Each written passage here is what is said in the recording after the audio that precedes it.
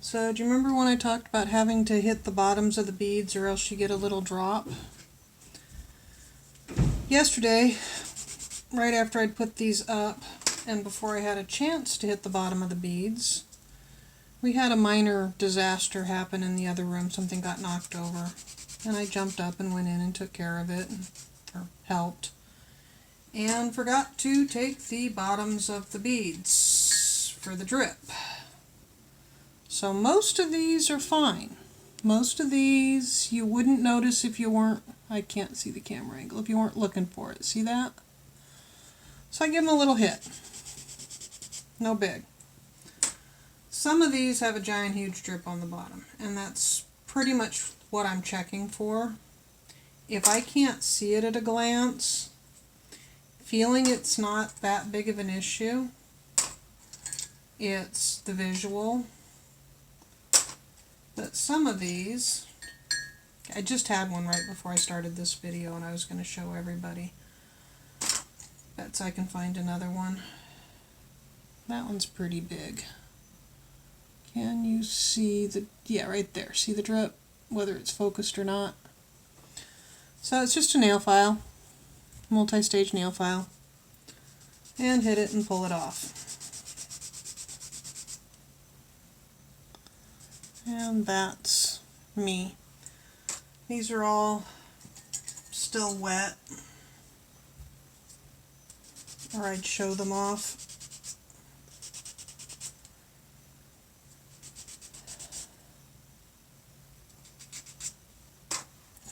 One of the things with doing beads, with doing spinning, with doing writing, with life, that you'll hear me come back to is not being able to compete. Because there's this myth of an even playground, or an even playing field. It doesn't exist. I want to start doing shows again. Haven't done shows in years. I want to take my spinning and my beads and some stories and books and some of my paintings and have a table at various shows. That's what I want to do. So I've been gearing up, and I've had a lot of people say, well, why don't you just? Nothing's more annoying in life than why don't you just. Why don't you just is a phrase that comes from power, privilege, from not having done it.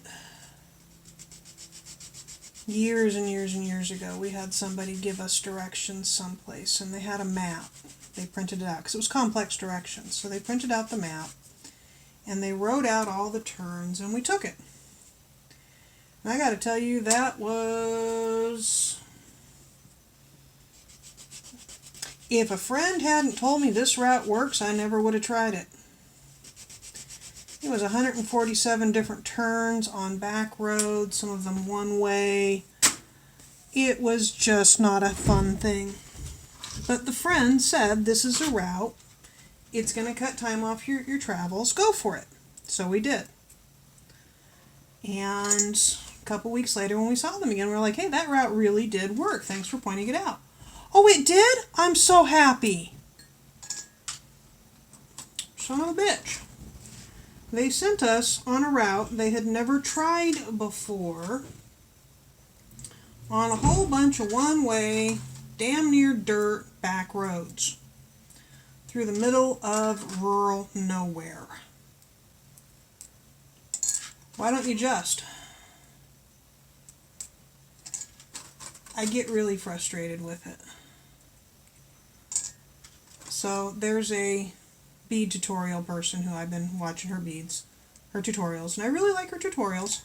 And one of the things I've been noticing is the layers that she has. This is somebody who's been doing this since before I quit doing it the last time. The layers. If she wants a size 11 pale blue seed bead, she has 7 to choose from. I don't.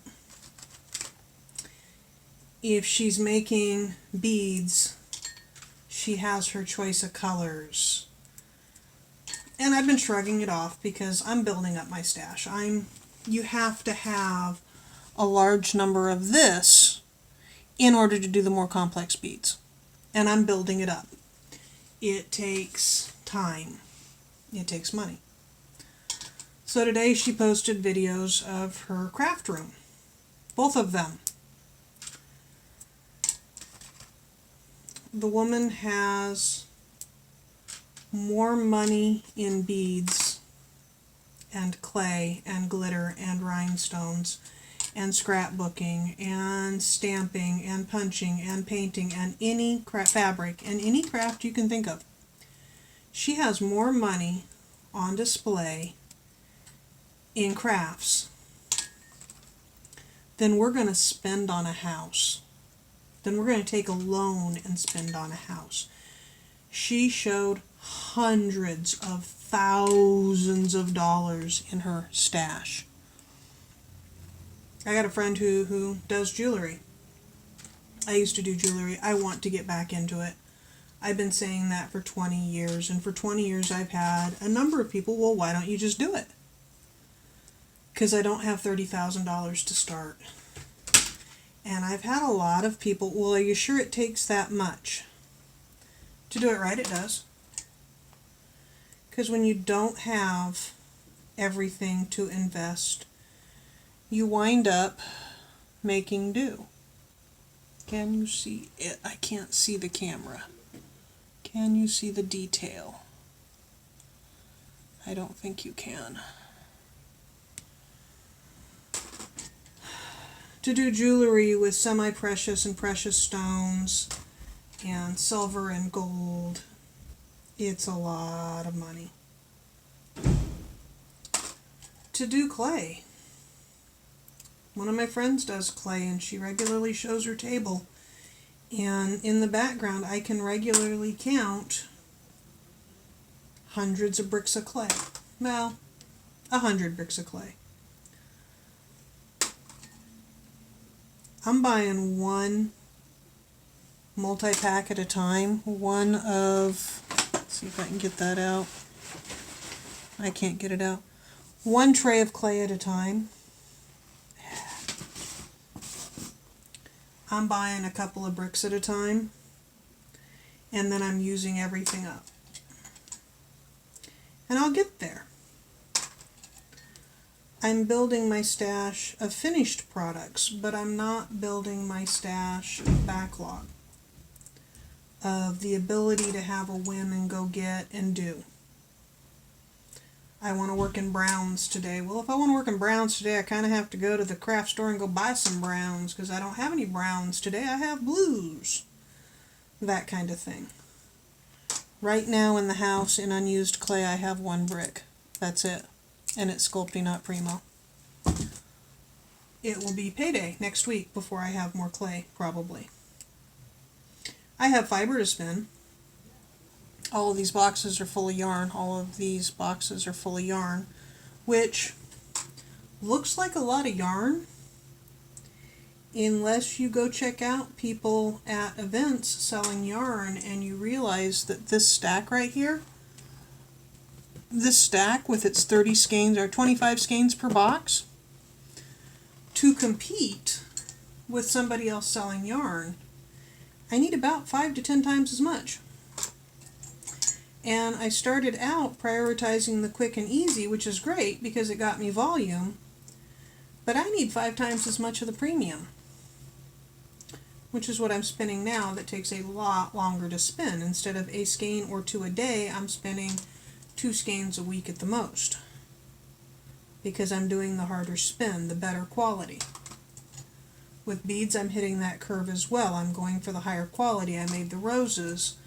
Now I need the background clay or the filler clay, blah, blah, blah, blah, blah. It gets to me that people who don't sell professionally, that either sell as a hobby or don't sell, they just buy, have no clue what is involved in doing things professionally. So these are some of the beads. They haven't got holes in them yet, but that's that lavender and gray rose. Can you see it? On stone. I had some stone clay.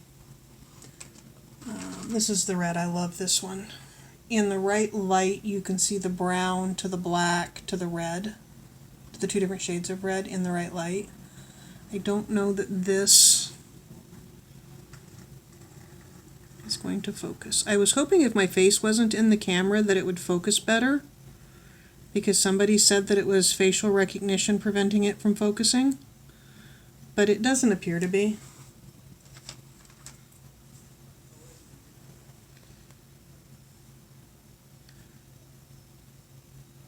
And these have a definite good side, not so good side, didn't quite line up side, but I like that. They're just nice little stones.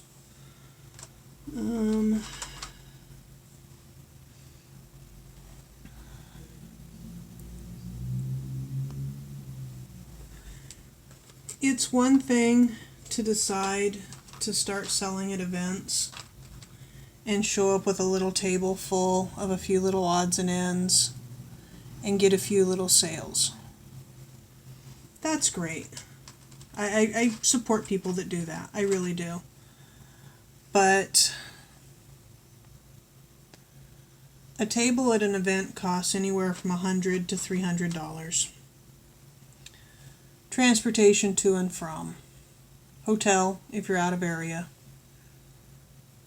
This particular rose was made with scraps.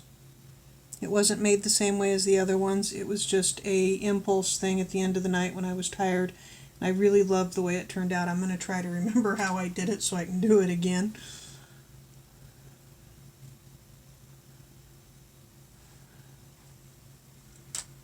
Yeah. I already showed you that one, and that one didn't turn out. Well, I'll show you. This one didn't turn out at all. It totally deformed. So what I said earlier is I'll have a box of give them to kids beads. It's one of them. And I like these. I don't think the glitter and the sparkles are going to show up, but it's full of glitter and sparkles and some translucency. The black area is all glitter. I was really hoping being out of camera would cause it to focus, but I think that I have to switch how I do this at some point. I made worlds. I caught some of the glitter. It's got an opalescent glitter in it, and then it's got a really fine mica shift glitter. So yeah, I watched this person's video on their crafting space and their working space, and never mind it's $1 million house. This is somebody who admits that they go to bead shows and crystal shows, and if she likes the color, buys the hank. And she holds up a hank of aventurine, high faceted aventurine at this size. We're talking a pound of semi-precious beads. And I look at that, and I was at Shipwreck Beads less than 4 months ago, and my mind goes, oh, that was $35 a strand, and she just held up 12 strands. So she went to the bead store, and she liked that bead, so she bought $350 worth. And she's opening flat architectural drawer, 6-foot drawer, 5-foot drawer after 5-foot drawer after 5-foot drawer.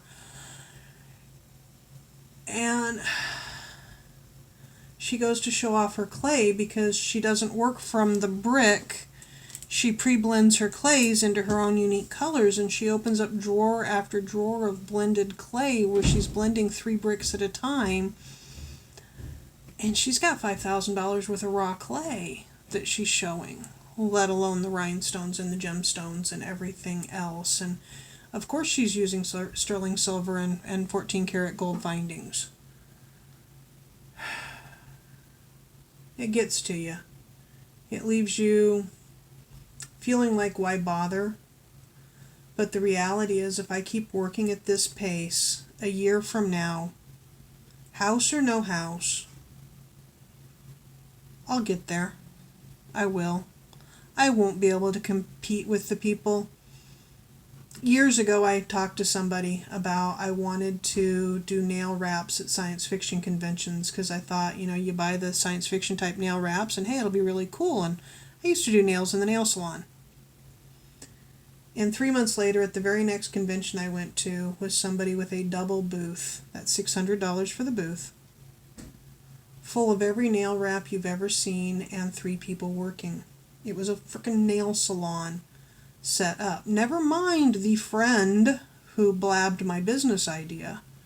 Whatever, I couldn't do it. I talked to the owner of the booth for about 20 minutes, and she admitted to $30,000 in wholesale product. I can't compete. I'll never be able to compete. That's not my world.